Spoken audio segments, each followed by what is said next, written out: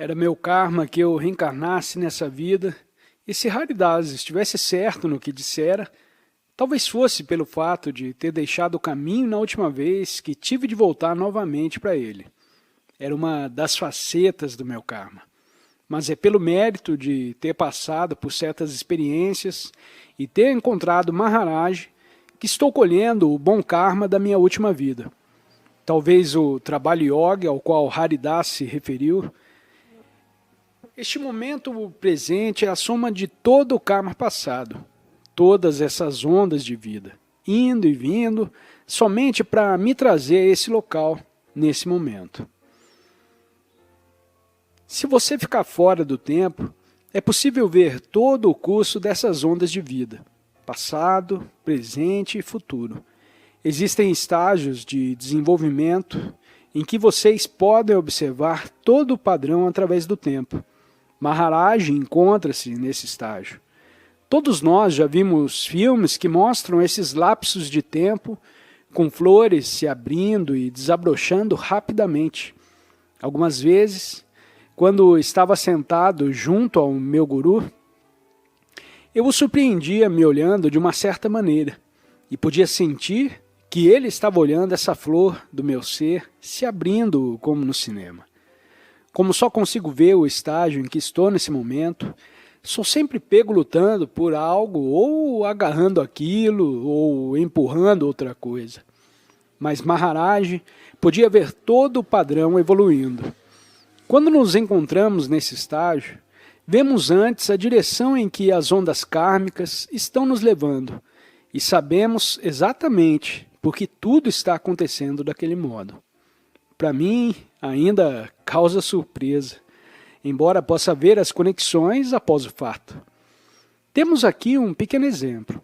Talvez eu seja convidado a fazer uma palestra em uma pequena cidade em algum lugar. Não sei realmente o que me leva a aceitar aquele convite em particular, mas aceito.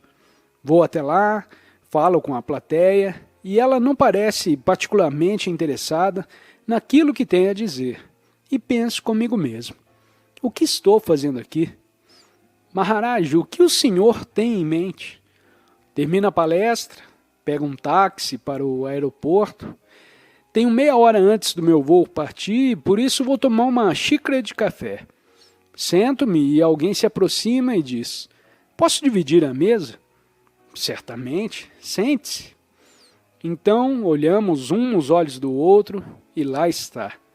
Existe uma conexão que sustenta todo o significado da viagem. Naquele momento eu sei. Então é isso que vim fazer nessa cidade. E temos agora um outro exemplo ainda mais estranho. Há alguns anos eu estava fazendo uma conferência em Seattle, quando entrei na sala e olhei à volta para a plateia, aconteceu do meu olho cair sobre alguém que, por alguma razão, despertou os meus interesses lascivos. Foi momentâneo, só um pensamento passageiro. Porém, meus olhos se demoraram por um segundo sobre o objeto dos meus desejos. Fui em frente, fiz a conferência e não pensei mais naquilo. Algum tempo depois, recebi uma carta pelo correio. E a carta dizia, eu estava na plateia na sua conferência em Seattle no ano passado, estava em depressão há meses e não conseguia mais suportar. Planejei voltar para casa após a conferência e cometer suicídio. Tinha as pílulas no meu bolso e estava pronta. Mas então você entrou na sala, parou e olhou para mim por um momento e soube que você sabia o que eu estava planejando fazer. E pelo fato de ter me notado e pela maneira com a qual me olhou, não pude prosseguir. Agora, um ano depois, estou bem. Então, quem pensou o quê? Temos uma história de Meher Baba. Ele estava atravessando os Estados Unidos de trem e quando esse parou em Santa Fé, ele de repente se levantou do seu lugar, desceu do trem e andou até o centro da cidade. Em uma determinada esquina havia um velho índio, em pé, recostado contra a parede de um edifício. Meher Baba foi até ele e um olhou nos olhos do outro por alguns segundos. Depois Meher Baba se virou, Caminhou de volta para a estação, subiu no trem e partiu. E disse: isso justifica o meu trabalho nessa viagem. Tudo isso pode parecer somente um espetáculo inacreditável. Quero dizer, se fosse nesse nível, ele certamente poderia ter feito tudo em outro plano e pulado a caminhada pela cidade. Mas é uma história maior. Sendo possível que fosse, na verdade, o motivo de toda a viagem de Meher Baba. Como saberemos? Gradualmente, à medida que as nossas perspectivas se aprofundam, começamos a vivenciar as nossas próprias vidas no contexto de um propósito maior. Começamos a olhar para todos os nossos melodramas, desejos e sofrimentos, e em vez de encará-los como eventos que estão acontecendo em uma vida limitada pelo nascimento e morte, passamos a vivenciá-los como parte de um projeto muito mais vasto. Começamos a apreciar o fato de existir uma estrutura mais ampla em torno de nossas vidas, dentro da qual a nossa encarnação em particular está acontecendo.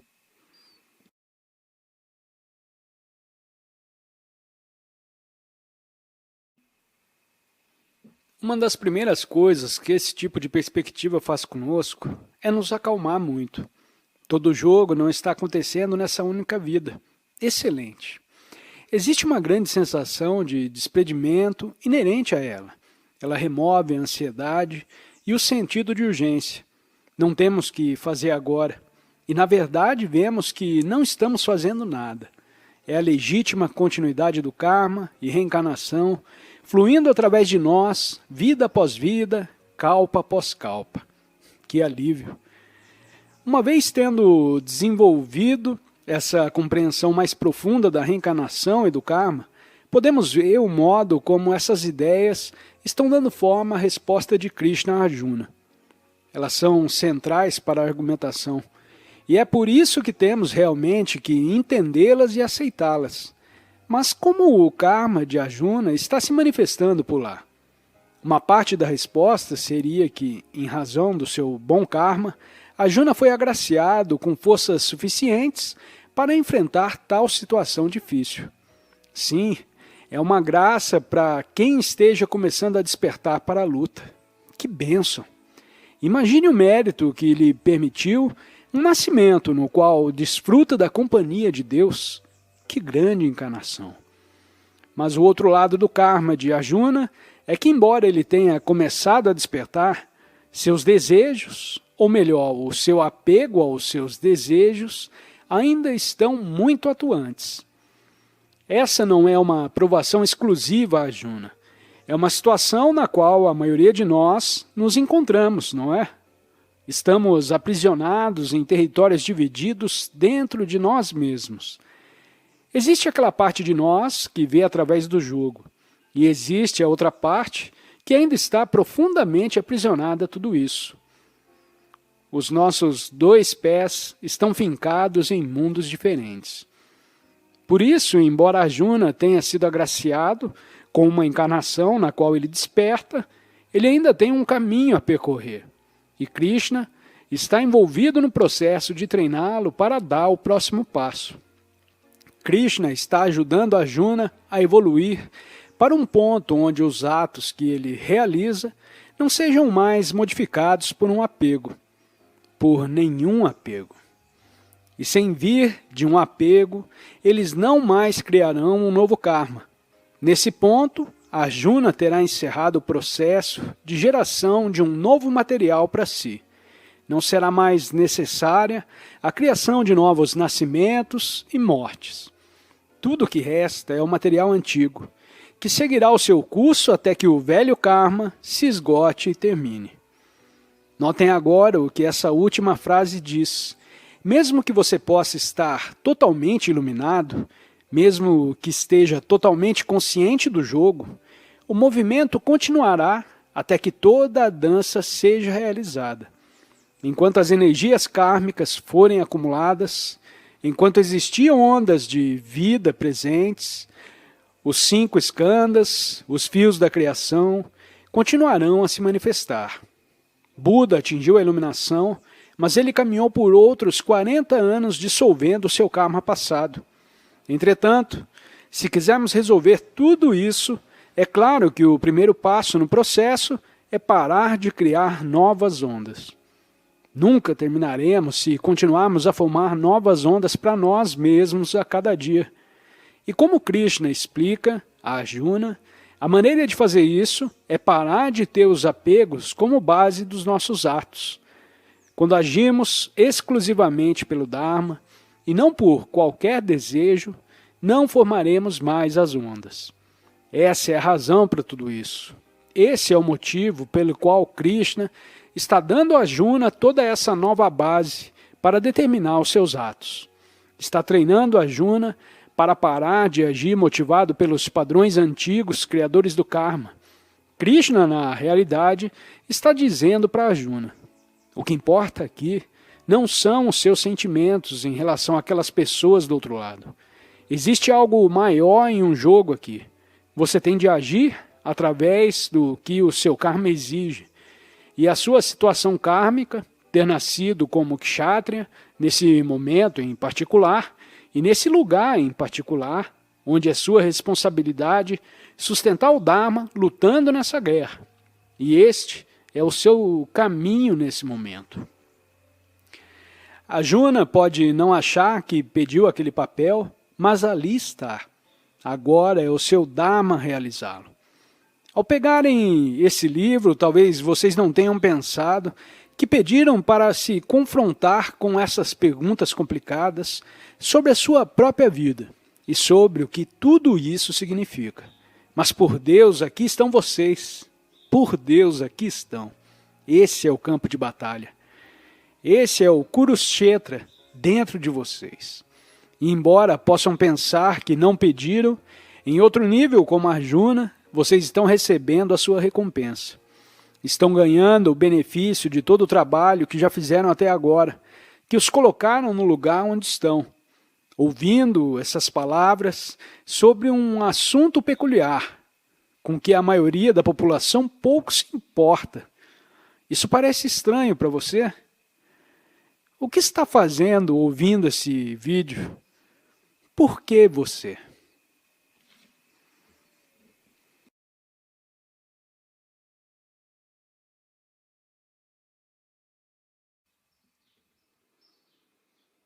Qualquer que tenha sido o karma que trouxe você a esse ponto, agora é o seu Dharma trabalhar com ele. Agora é tarefa sua trabalhar munido deste vídeo, confrontando-se com essas questões. Vocês se perguntam, o que exatamente isso significa? O que tenho de fazer sobre tudo isso? Bem, isso é algo em que terão de trabalhar por si mesmos. Cada um de nós tem o seu próprio caminho. Não sei qual é o de vocês e pouco sei do meu.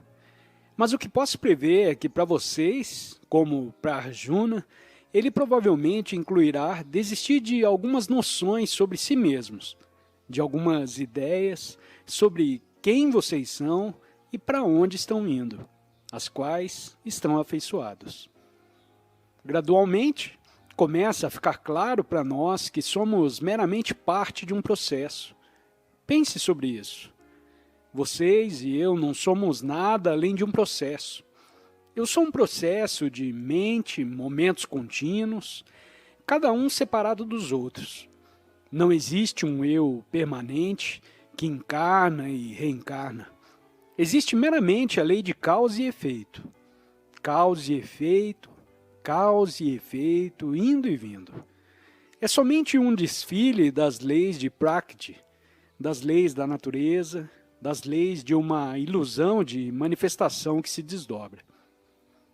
Quanto mais vocês se abrem para esse tipo de perspectiva, mais desinteressados ficam em ver a sua própria encarnação se desenrolando.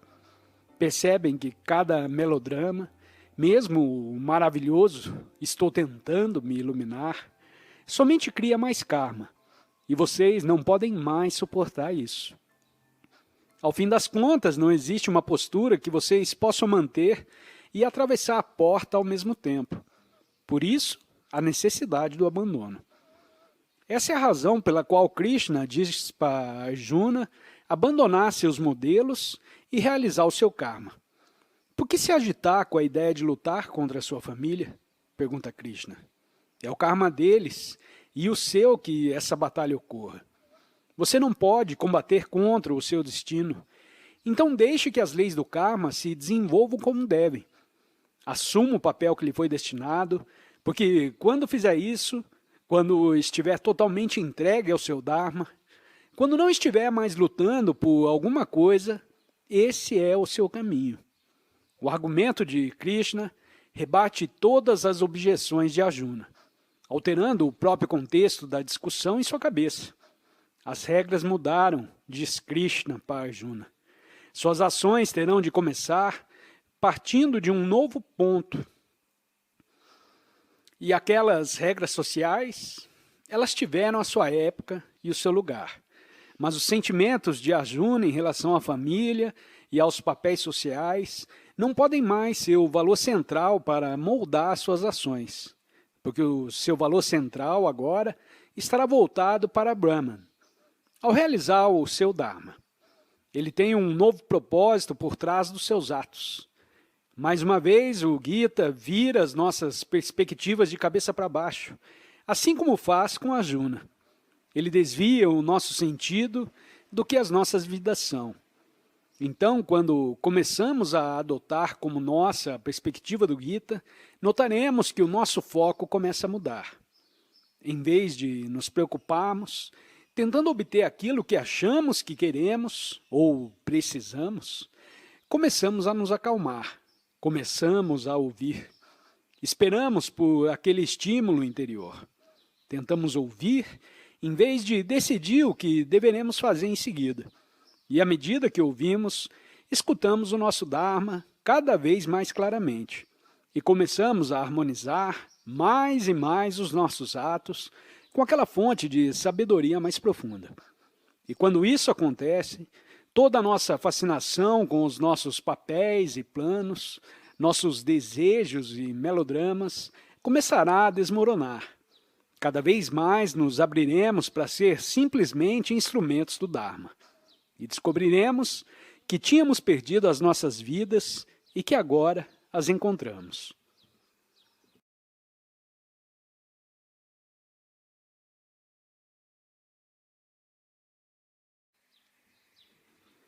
Eu nasci muitas vezes, Arjuna, e muitas vezes você nasceu. Porém, eu me lembro das minhas vidas passadas e você esqueceu as suas.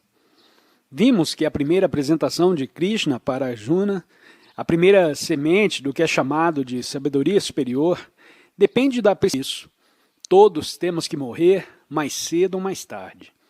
Krishna diz, pois todas as coisas nascidas, na verdade, devem morrer, e da morte, na verdade, voltar para a vida. Encare aquilo que deve ser e cesse a sua tristeza. Ele está dizendo, veja, você irá morrer um dia, e também todas as pessoas que estão do outro lado. A morte segue o nascimento. Foi assim que o jogo foi projetado. Se você não os matar, alguém irá fazê-lo. O karma deles está meramente sendo realizado por meio de você. Por que tanta preocupação? Tudo isso é inevitável. Está tudo escrito. Você é somente um veículo para o acontecimento. Mas esse argumento não ajuda muito a Arjuna. Ele ainda não está convencido. Então Krishna introduz um segundo argumento, e ele diz, veja, você terá de fazer alguma coisa. Acha que pode escapar sem agir? De maneira alguma. Lembre-se de que Arjuna disse a Krishna que não lutaria, e colocara o arco de lado. A resposta de Krishna foi que, na verdade, ele não sairia daquilo tão facilmente. Você simplesmente não pode não agir. Tem de fazer alguma coisa e o que fizer terá algum tipo de karma ligado ao ato. Ao dizer isso, Krishna estava diretamente contrário à ideia que era popular nos ciclos espirituais daquela época, que tinha emergido da filosofia Sankhya. A filosofia Sankhya gira em torno de uma polaridade, um par de opostos chamado Puruska e Prakriti. Purusha sendo o princípio inativo e Prakriti o ativo. As duas forças têm pouco a ver uma com a outra. A inativa era sempre inativa e a ativa era sempre ativa. O jogo, segundo a filosofia Sankhya, era escapar do estado ativo para o inativo. E por isso o objetivo mais alto era fazer nada, simplesmente não agir. Krishna contradiz aquela filosofia e afirma: não é refreando a ação que o homem atinge a liberdade de ação, pois nem por um momento o homem pode ficar sem agir. Inevitavelmente, tudo é impulsionado para a ação pelas forças nascidas da natureza. Aquele que se abstém de agir, mas considera os seus prazeres em seu coração, está sob uma ilusão. A última frase revela o cerne da questão. Aquele que se abstém de agir, mas considera os seus prazeres em seu coração, está sob uma ilusão. Esse é aquele que está ocupado em não fazer algo. É como encontrar alguém que, de uma situação difícil, simplesmente a ignorando. Podemos ver a maneira como Krishna está construindo seus argumentos para Arjuna. Ele disse: considere que sua família, seus amigos, todos irão morrer de alguma forma. Esse é o argumento número 1. E disse: você não pode não agir, terá que fazer alguma coisa. E esse é o argumento número 2. E agora a parte final, que atinge com vigor a Arjuna, porque vem de um nível o qual ele está especialmente aberto para considerar. Krishna diz para ele: cumpra com o seu dever. Arjuna é um kshatriya, um guerreiro, um homem de ação. Então Krishna lança o seu argumento definitivo sob a forma que Arjuna apreciará melhor. Considere também o seu dever. Krishna diz a ele: e não vacile. Não existe bem maior para um guerreiro do que lutar da maneira correta. Existe uma guerra que abre a porta para o céu, Arjuna. Feliz o guerreiro cujo destino é lutar nessa guerra. Não esqueçam de que essa é a nossa guerra. É a guerra interna que cada um de nós encara. E ouçam o comentário de Krishna, como se fosse diretamente para nós. Feliz o guerreiro. É uma dádiva nossa lutar nessa batalha, porque essa é a guerra que abre a porta para o céu. Se você não cumprir com o seu dever, avisa Krishna a Arjuna, cuidado com o que pode acontecer. Tudo ficará amargo para você. Os grandes guerreiros dirão que fugiu da batalha por medo, e aqueles que o têm em alta conta falarão de você com escárnio. As ameaças, vocês notarão, visam ao orgulho kshatriya de Arjuna, ao seu ego. Krishna está utilizando o ego como uma guilhoada para conduzir Arjuna ao seu Dharma, que o levará além do ego. Krishna continua: privar-se dessa luta devido à retidão é privar-se de seu dever e sua honra. Krishna levanta aqui o conceito de Dharma como você realiza o seu Dharma e o que acontece se você não o fizer. Dharma é uma palavra muito complexa. Ela possui vários significados diferentes, mas nesse momento vamos nos ater ao seu uso mais tradicional no hinduísmo, significando o seu dever como uma lei superior. Lutar nessa guerra é o seu Dharma, diz Krishna. Então, não lutar é cair em transgressão. Não importa o que os seus papéis e modelos sociais pareçam lhe dizer. Se vocês conseguirem aprender todo o alcance desse Dharma, Krishna diz, vocês compreenderão que é o seu Dharma assumir o seu papel nessa luta. É isso que vocês estão aqui para fazer. Ele diz, ele não está chamando Arjuna para realizar o seu dever a partir de demandas sociais, mas da sua responsabilidade para com uma lei superior. Existem relacionamentos sutis agindo entre o dever social e o Dharma, e nas maneiras como eles interagem. Se tentam agir dharmicamente, vocês não determinam as suas ações partindo do dever social, embora utilizem as formas sociais, nas quais se encontram como uma maneira de expressar o seu caminho dhármico. O seu karma o situará em um local particular em determinado momento para que vocês possam desempenhar um papel particular. Por isso você nasceu um Kshatriya, diz Krishna para Arjuna, para que ele possa fazer a sua parte e, com isso, realizar o seu Dharma.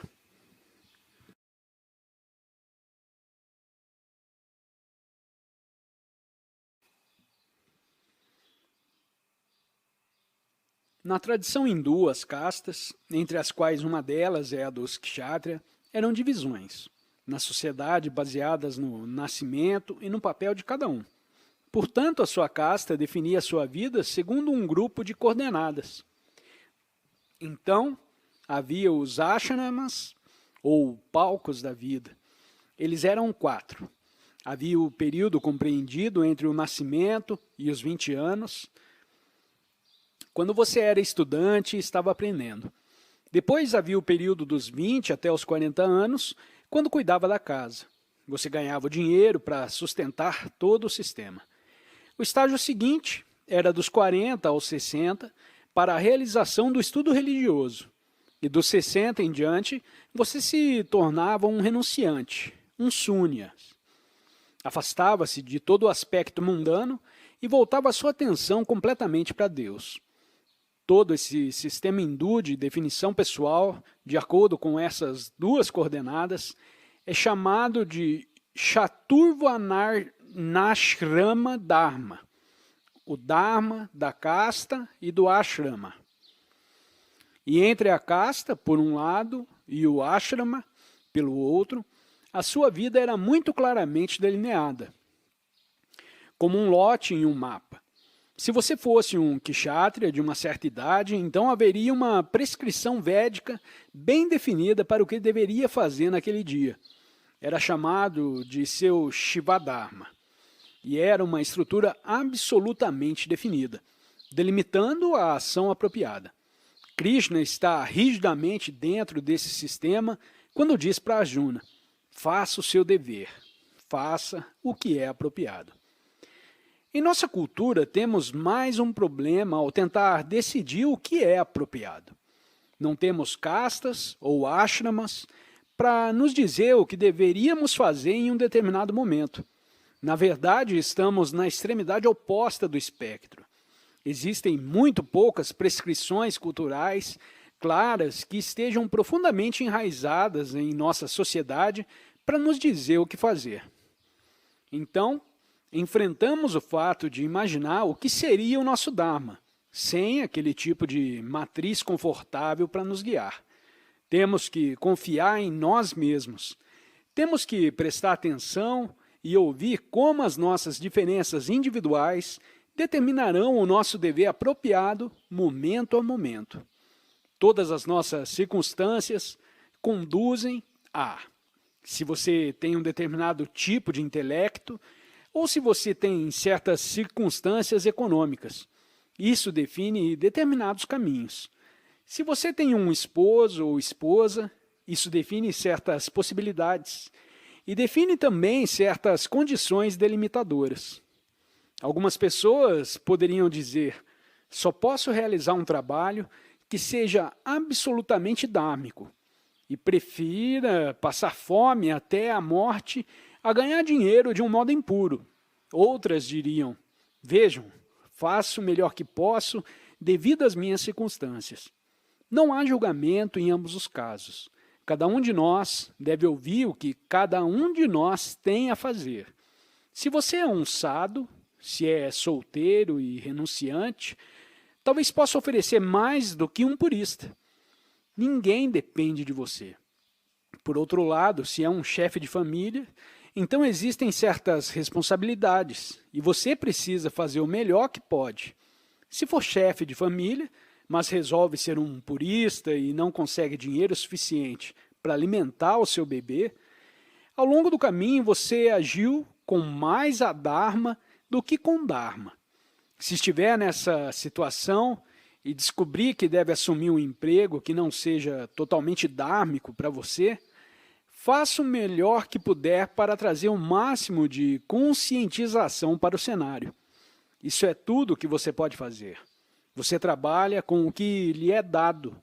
Digamos que seja rico. Então, isso define em parte o seu Dharma.